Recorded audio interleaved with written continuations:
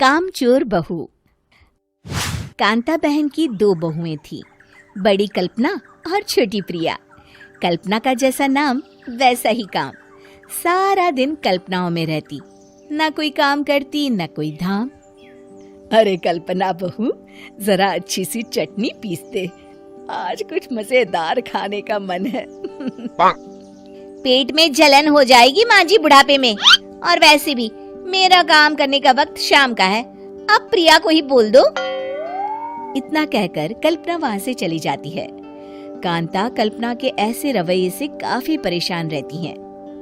मैं बना देती हूँ माँ चटनी, ऐसा बोलकर प्रिया माँ को चटनी बनाकर प्लेट में खाने को देती है कि तभी वहाँ कल्पना आ जाती है।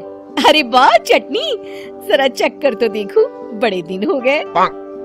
अरे नहीं बहू, तू तो रहने ही दे चटनी खाना, पेट में जलन हो जाएगी।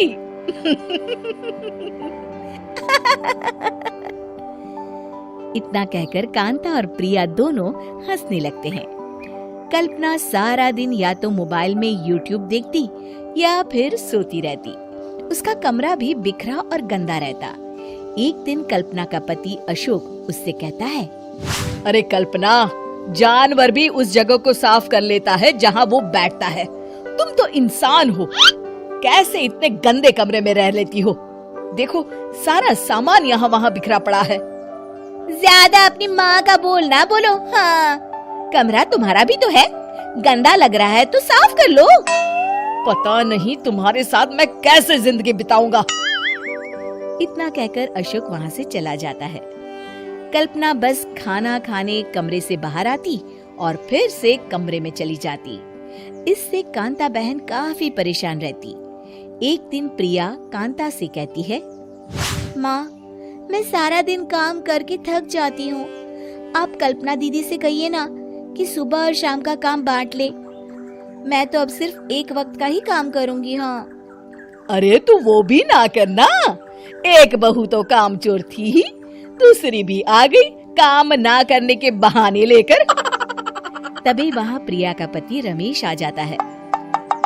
माँ, मैं देख रहा हूँ भाभी कोई काम नहीं करती, प्रिया सारा दिन घर और रसोई का काम करती है, अब कुछ करो ना माँ।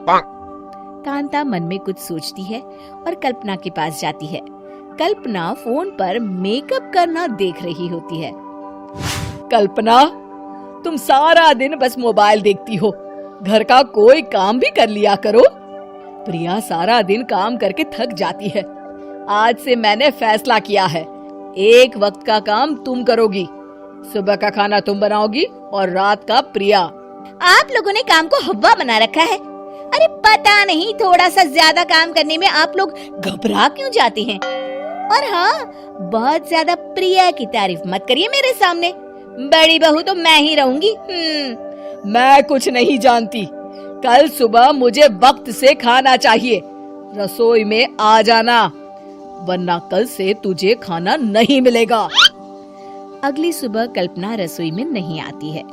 वो देर से सोकर उठती है और बाहर आकर कहती है, अरे भूख लगी है, आज खाने में क्या है? इतनी देर हो गई, आज किसी ने मुझे उठाया भी नहीं, पता नहीं कहाँ है सब। कल्पना को घर में कोई नहीं दिखता। वो रसोई की तरफ जाती है जहाँ बड़ा सा ताला लगा होता है। अरे रसोई में ताला? ओ, मैं तो भूल ही गई थी। माँ ने आज से सुबह का खाना मुझे बनाने को कहा था। हे भगवान, इतने लोगों का खाना बनाना क्या आसान है? तभी घर के सारे सदस्य बाहर से वापस आते हैं। वाह माँ जी, मजा आ गया छोले भटूरे खाकर। मेरे मुंह में तो अभी भी स्वाद आ रहा है। अरे कल्पना, तेरे भरोसे रहते तो हम तो भूखे ही रह जाते।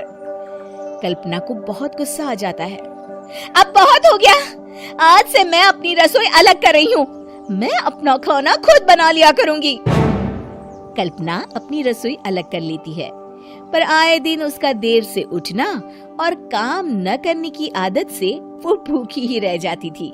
उसी के सामने घर के लोग अच्छे अच्छे पकवान खाते और कामचोर कल्पना को जैसे तैसे ही खाना बनाकर खाना पड़ता।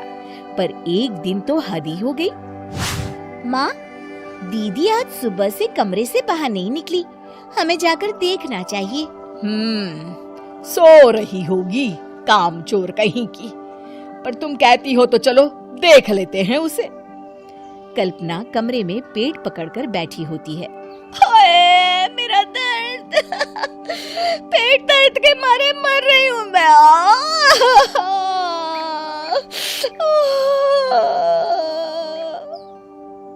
अरे दीदी, क्या हुआ? पेट में दर्द क्यों हो रहा है? डॉक्टर को दिखाया आपने? माँ। कल्पना खड़ी होती है और माँ जी के पास आती है। मुझे माफ कर दीजिए, अब से मैं सारे काम में मदद करूंगी, कभी आलस और काम चोरी नहीं करूंगी। हाँ हाँ, वो तो ठीक है, लेकिन अचानक क्या हो गया जो तू काम करने को तैयार हो गई? कामचोर कल्पना। माँ, लगातार बासी और उल्टा पुल्टा खाना खाने के कारण मेरे पेट में इन्फेक्शन हो गया है। काम न करना पड़े इसलिए मैं 2 दिन का खाना एक दिन ही बना लेती थी। बासी और खराब खाना खाने के कारण लेने के देने पड़ गए। पेट में दर्द हो रहा है। चलो अच्छा हुआ, देर आए दुरुस्त आए।